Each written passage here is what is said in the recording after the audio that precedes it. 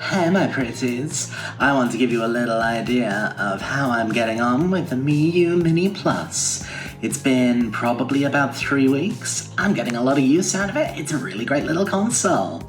So, if you missed it before, to give you an idea of scale, there it is against a common or garden biro. It's nice and wee. It's fine for me because my hands are quite small. I can let you know what I've been getting up to with it, what some of the pitfalls are, what I've been enjoying, and what I've not been enjoying. So, the first thing I'll tell you that I've done is I've updated the most recent beta of Onion OS. So this is beta 4.2. Not noticed any particular differences, but the update was nice and easy. Just went in down here, over-the-air update, bada bing. That's gone off and connected to Wi-Fi, gone to GitHub, looked at GitHub, everything's fine.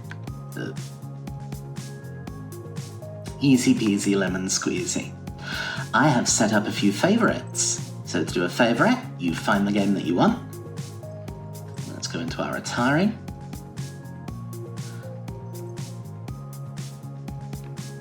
And we can add that to favorites by doing, oops, there we go. Oh no, that's how you get into the, see, I'm still learning, this is good.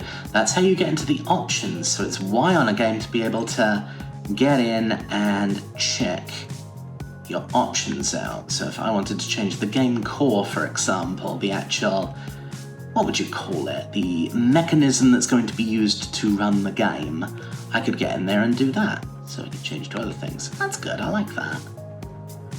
Was it select? It was select. You find the game you want, you press select on the front there, and then you can add to favorites. You delete it if you want to do that, or you can get to search. You can also get to search by pressing this, the X button, which actually looks, now I'm looking at it, looks quite a bit like an H. H for Harold, as in our Father who art in heaven, hallowed be thy name, I suppose. Let's give it a try. So this works exactly the way you would imagine it would. So let's go Q. But I don't know if it will find it because technically his name's got an asterisk in it. It hasn't. But, you know, you see the principle. You see how it could work? When you've added things to favorites, they show up in here. You don't get any art for them, but you know, what can you do? So if I wanted to play Quackshot, oh, look at that, I completed it the other day. Oh, how was I to know? Now it looks like I'm just showing off that I completed a game I really like. I love Quackshot.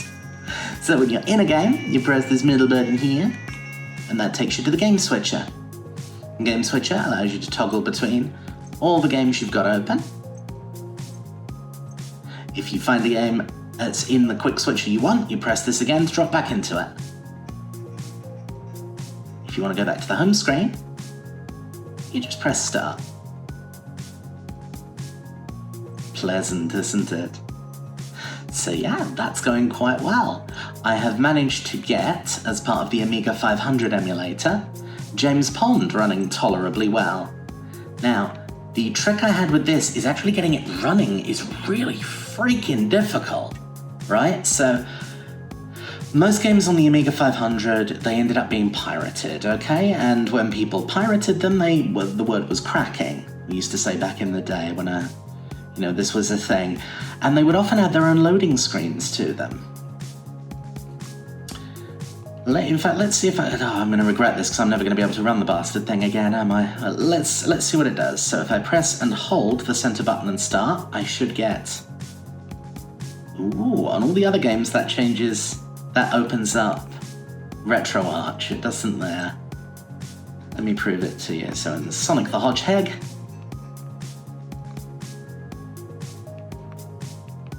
oh no, maybe it's that and select. There we go, it's that and select getting to RetroArch. Hi. Right. Back to James Pond. There's a lot of shortcuts going on. It's very easy to get lost and forget. Alright, so let's restart this. You can hear it making all the lovely Amiga noises. Now this is what I'm talking about. We have to find out a way to skip this. So, none of those work. That just changes your screen resolution, well, not resolution, the screen, what would you describe it as? Aspect ratio. So what we need to do is drop into this, you press select and you get an on-screen menu. Oh, and then we'll have a play in here and see if any of these do anything. What about enter?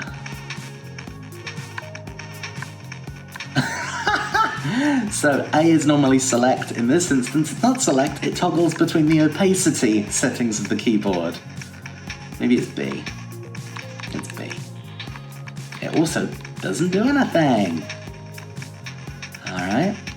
Something else I've discovered on the Amiga is that the shoulder buttons here do stuff. Let's try one of those. So that brings up, what's that, your resolution and frame rate. I guess that's not what we want.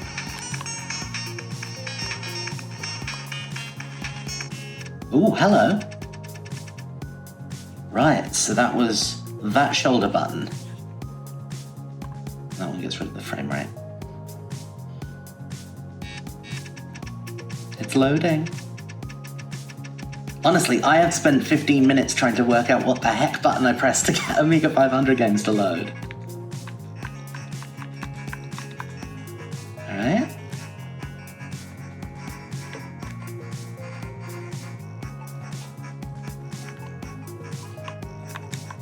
Oh, hello. Hooray, it's going! So it's something to do with the shoulder buttons, the inner shoulder buttons. I must turn the music up so you can bask in its gentle decency. All developed by one guy, Chris Sorrell wrote this, he coded it, wrote the music, the later levels are really difficult, but yeah, it's a grand old game. James Pond and his amazing extending abdomen. And that's something we all wish we had. I know I do. Alright, that's enough of Monsieur Pond. So it's that to go back to the game screen, and we'll press start to go back to the home screen. Performance has been pretty good. I've not noticed any lag, I've not noticed any particular loading times, and the battery has been tolerably good as well. I don't play it very much every day, probably for no more than an hour, but this will go a week in between charging. If you're not using it, it will automatically switch off after about 3 or 4 minutes. And once it is off, it doesn't seem to drain any power, or if it does, the drain is minimal. So yeah, that's really good. What do I not like about this little guy? Okay, for starters, the outer shoulder buttons are really easy to press. As we saw in the Amiga emulator, that actually does something, so I'm forever accidentally pressing this one. So I'll be going, panic, panic, I'm trying to do something, and this finger here where I'm holding it is accidentally pressing down on that. And what it's doing is bringing up that on-screen display, giving me the frame rate and the aspect ratio. And that's distracting and annoying when you're trying to focus on something else. I think the only other system it's going to affect is PS1. So yeah, that is annoying. I also tried to colour the back, I just wanted it to look pretty, so I tried to do a design, but it rubbed off. That's not a fault of the Miyoo Mini, that's my fault being stupid, but, you know, sad. The charging is fine, it charges up quite quickly. The only thing to be aware of with the charging is that the power meter you get up in the top right, it's not exact. So because of the kind of battery it has and because of the kind of circuitry it has going on, what it's doing is it's trying to judge how much battery is remaining based on the voltage, which means this is really, really, really, really unreliable. It's usually unreliable in a good direction, in that it will say you've got 50% of your battery remaining, and then it will work out after about 10 minutes, oh wait, you're playing a Master System game. That has minimal power draw because it's a very simple game, it's not very big, the emulator doesn't take a lot of muscle to run. Oh okay, and that will then bounce back up to a sensible amount. Or you'll start with like 90%. This is the other thing, it never charges fully. You never get that to 100%. I've seen it get to about 95, but again, because it doesn't actually know how much charge is in the battery. It's kind of guessing based on the voltage. So that's a little bit weird. Also, the Wi-Fi image is kind of hovering over the top of the battery meter. That green bar behind is actually a battery progress bar, if that makes sense. So it fills all the way up green when the battery's at 100%, and it goes down. It goes down to yellow when it's at about halfway, and it goes down to red when it's at minimal charge. So yeah, that's that. That's how I've been getting on with the Miyoo Mini. You had a little glance there at some of the games I've been playing. I love having this guy on my desk while I'm just doing my day job. It's great for whiling away a little bit of time in between stuff. Heartily recommend. What do you think? Have you been getting on well with this little guy? Have you got any problems, issues? Have you run into any problems with it? Let me know in the comments. Till then, take care. Bye-bye now.